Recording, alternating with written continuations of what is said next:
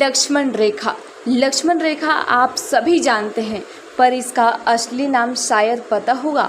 लक्ष्मण रेखा का नाम सोमतीति विद्या है।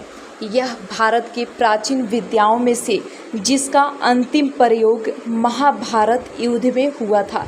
चलिए जानते हैं अपने प्राचीन भारतीय विद्या को।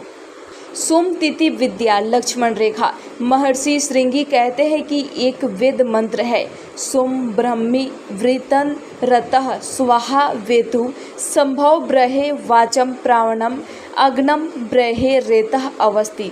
यह वेद मंत्र कोड है उस सोमना कृतिक यंत्र का। पृथ्वी और बृहस्पति के मध्य कहीं अंतरिक्ष में वह केंद्र है जहाँ यंत्र को स्थित किया जाता है। यह यंत्र जल, वायु और अग्नि के परमाणुओं को अपने अंदर सोखता है। कोल्ड को उल्टा कर देने पर एक खास प्रकार से अग्नि और विद्युत के परमाणुओं को वापस बाहर की तरफ धकेलता है। जब महर्षि भारद्वाज ऋषि मुनियों के साथ भ्रमण करते हुए वशिष्ठ आश्रम पहुँचे तो उन्होंने महर्षि वशिष्ठ से पूछा, राजकुमारों की शिक्षा दीक्षा कहाँ तक पहुँची है। महर्षि वशिष्ठ ने कहा कि यह जो ब्रह्मचारी राम है, इसने आग्नेयास्त्र, वर्णशास्त्र, ब्रह्मास्त्र का साधन करना सीख लिया है। यह धनुर्वेद में पारंगत हुआ है।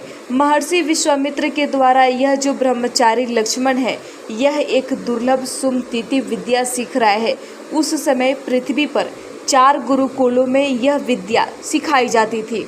महर्षि विश्वामित्र के गुरुकुल में, महर्षि वशिष्ठ के गुरुकुल में, महर्षि भारद्वाज के यहाँ और उदालक गोत्र के आचार्य शिकाम केतु के गुरुकुल में श्रृंगी ऋषि कहते हैं कि लक्ष्मण उस विद्या में पारंगत था। एक अन्य ब्रह्मचारी वर्णित भी उस विद्या का अच्छा जानकार था।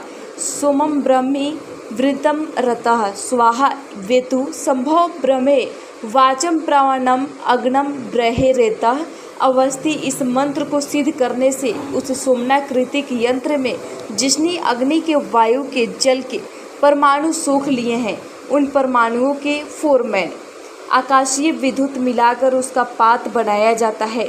फिर उस यंत्र को एक्टिवेट करें और उसकी मदद से एक लेजर बीम जैसी किरणों से उस रेखा को पृथ्वी पर गोलाकार खींच दें।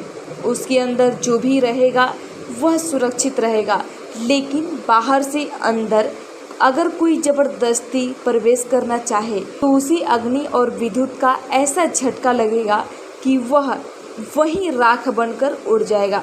जो भी व्यक्ति या वस्तु प्रवेश कर रहा हो।